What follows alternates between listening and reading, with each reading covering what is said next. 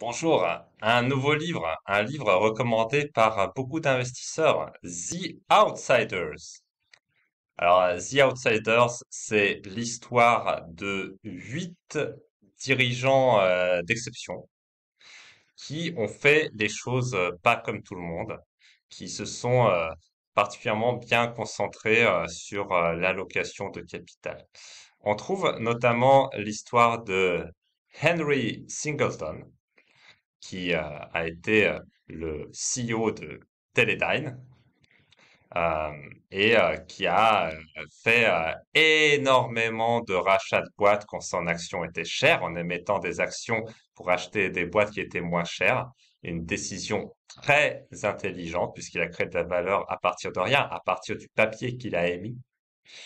Et une fois que son action est devenue pas chère, qu'est-ce qu'il a fait? Que des rachats d'actions. Et il a racheté genre 95% de ses actions. Ça, c'est vraiment un CEO d'exception. Et Warren Buffett très souvent dit que c'était sans doute le meilleur CEO de tous les temps. Rien que pour ça, ça vaut le coup de lire The Outsiders parce que ils décrivent très très bien Henry Singleton. Sur les autres dirigeants, il y a des histoires également très intéressantes, comme celle de Tom Murphy chez Disney, celle de John Malone, le cow-boy du câble. Il y a vraiment des histoires intéressantes, mais je trouve que celle de Singleton, elle est particulièrement juste. Et quant aux autres histoires, en fait, on oublie souvent aussi de pointer les travers de ces CEO. Par exemple, sous Tom Murphy, visiblement, tout n'était pas rose. Non plus, même s'il y a beaucoup de choses qui allaient bien, notamment sur des histoires d'acquisition de contenu, des choses comme ça, où il aurait sous-investi. Il y a aussi des gens qui pointent ça dans d'autres livres sur Disney, et ça, c'est éludé, mais c'est vrai qu'en allocation de capital, Tom Murphy était extraordinaire, mais du coup, tous les problèmes liés au contenu, des choses comme ça, ont été récupérés derrière par Bob Iger, qui a succédé à Tom Murphy. C'était entre guillemets un de ses disciples. Et puis on dit aussi dans Outsiders que Tom Murphy a créé une culture d'exception à Disney. Mais si vous lisez la littérature sur Disney, cette culture aurait disparu même sous Bob Iger.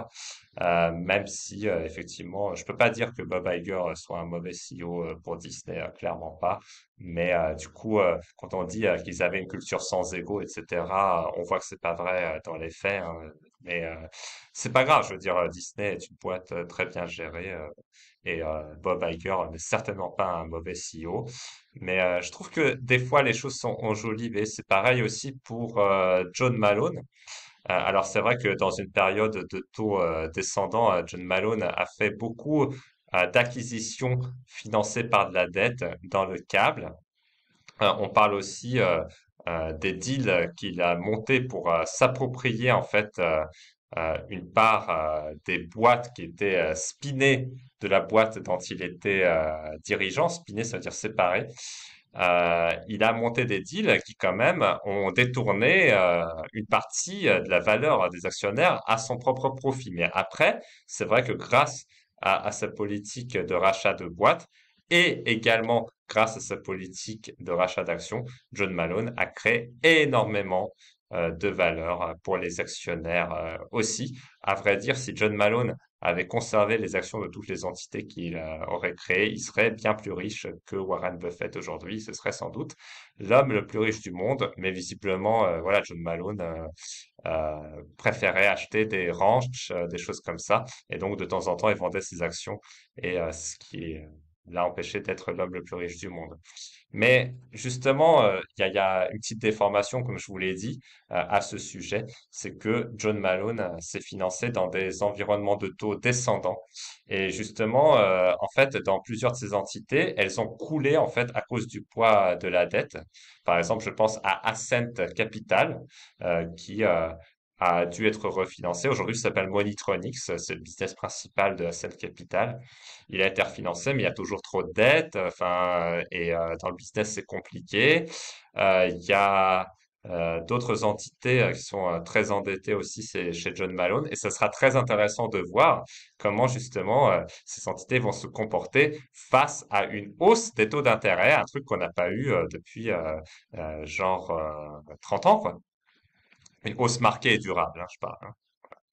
Donc, ça sera très intéressant de voir est-ce que c'est le fruit d'une époque, John Malone, grâce au financement, ou est-ce que toutes les entités de John Malone seront se déleverager, c'est-à-dire se désendetter rapidement et survivre. Alors, certaines, je pense que oui, hein, clairement, mais d'autres, bah, ça sera intéressant de regarder, justement. Voilà. Et tous ces biais-là possibles, ne sont jamais pointés en fait dans The Outsiders. Mais vraiment pour l'histoire de Singleton, je vous conseille vraiment de lire The Outsiders. Juste pour celle-là. Et puis les autres ne sont pas inintéressantes non plus parce qu'il y a des idées à prendre chez chacun. Il y a des idées à prendre chez John Malone sur comment on achète des actifs avec de la dette de manière agressive. Quand est-ce qu'on rachète les actions? Comment on utilise bien la dette pour racheter les actions? Il y a des idées à prendre également chez Tom Murphy au niveau des rachats d'actions. Il y a plein d'autres CEO qui sont pas inintéressants. Par exemple, chez General Dynamics, Bill Enders, qui a eu le courage de se séparer de tous les business non profitables de General Dynamics. Il a vendu 80% de l'entreprise, mais les 20% de l'entreprise restants ont rapporté énormément de profits. L'entreprise est repartie dans une dynamique de croissance. Alors là, justement, c'est quelqu'un, Bill Enders, qui visiblement ne se battait pas pour son ego, mais qui se battait vraiment pour résoudre des problèmes. Donc, il a vu que 80% du business de General Dynamics posait problème. Qu'est-ce qu'il a fait? Ben, il a vendu tout ce qu'il pouvait. Pas forcément d'ailleurs en maximisant les prix. Il a juste vendu les problèmes pour se reconcentrer sur le business où il n'y avait aucun problème sur le business en croissance de General Dynamics. Et ça a permis à General Dynamics d'avoir une performance remarquable. Et il y a aussi euh, Stiritz euh, comment il s'appelle? Ralston Purina, voilà. Stiritz chez Ralston Purina, qui ensuite a créé une autre société qui était Ralcorp. Euh, et ensuite, euh, voilà, là, il y a un truc dans les barres de céréales dont le nom m'échappe, mais peu importe, qui a été spiné de la Ralcorp, justement. Et voilà, c'est aussi intéressant de voir comment Bill Stiritz, en fait, a fait de Ralston Purina l'entreprise de référence qu'elle est toujours. Une histoire très intéressante. Une politique d'acquisition également très intéressante, très disciplinée chez Bichtiritz, qu'il a continué à appliquer dans les autres boîtes où il a travaillé ensuite. Donc tout ça, c'est très intéressant, clairement. Mais voilà, n'oubliez pas non plus que faut se prendre les bons côtés de chacun et parfois revoir quelques trucs, voir est-ce que c'est le fruit d'un contexte, est-ce que c'est toujours reproductible, qu'est-ce que vous pouvez vous approprier, qu'est-ce que vous trouvez éthique, etc. Donc n'oubliez pas de remettre ça à votre sauce. Et dans ce cas, The Outsiders devient une lecture très intéressante. Donc le bouquin de Will Thorndike a très très bien marché parmi les investisseurs value. Euh, donc après maintenant il y a un biais, c'est que tout le monde cherche des outsiders partout. Mais non, cherchez juste un bon business géré par des gens qui ont fait quelque chose d'intelligent et ça suffit en fait, tout simplement. Parce que quand voilà, vous regardez la gestion de Apple par Steve Jobs, bah, Steve Jobs, il n'est pas cité comme un outsider, mais les produits qu'il a sortis ont eu des retours sur investissement phénoménaux.